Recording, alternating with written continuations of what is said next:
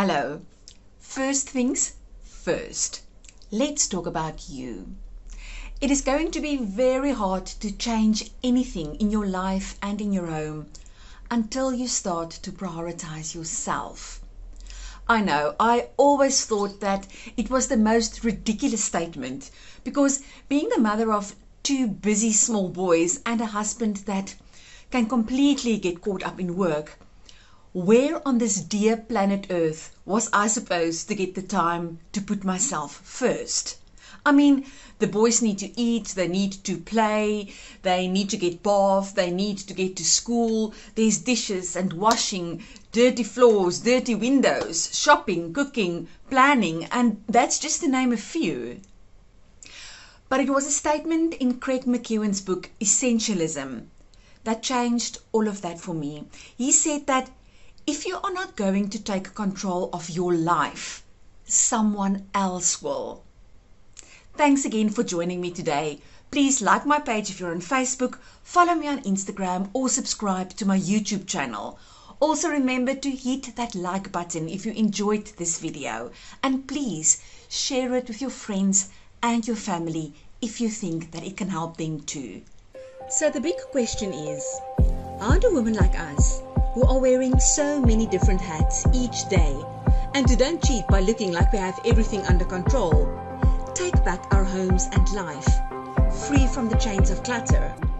How do we simplify, get started, get unstuck, let things go and create more time so that we can truly focus on what is essential for a happy and healthy life with our loved ones?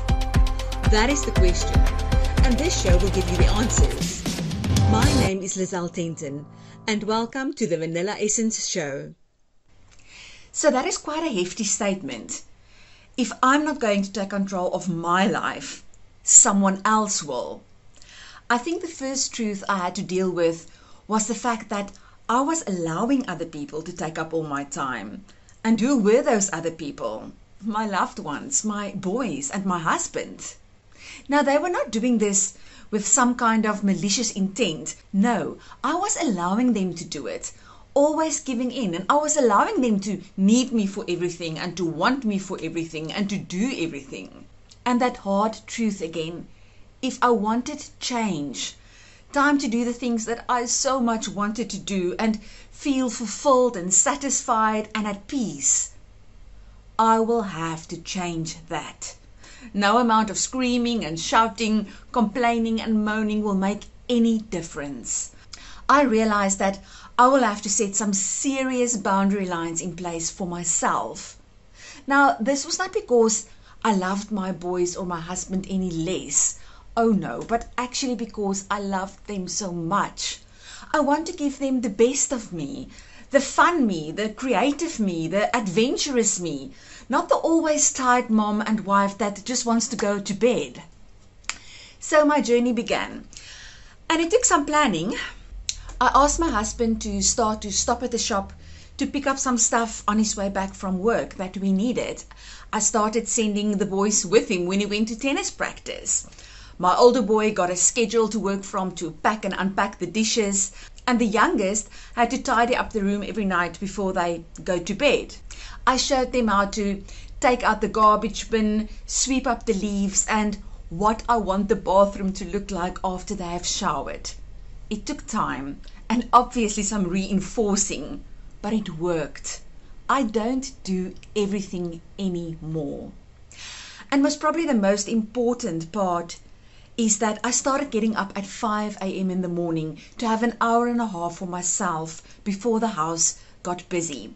My quiet time, my getting ready for the daytime. You have to take control of your life and your time. No one else is going to do it for you. They will control it for you. And not because they don't love you, but that is just human nature, taking what we can get and making it easier for ourselves. Craig McEwen carries on to say that you need to know what is important to you, what it is that you value and what you want, before you can create the environment and the home in which you and your loved ones can flourish. And that includes decluttering. So please, lift up your head today and stop feeling sorry for yourself. Rather take one small step in a completely different direction today.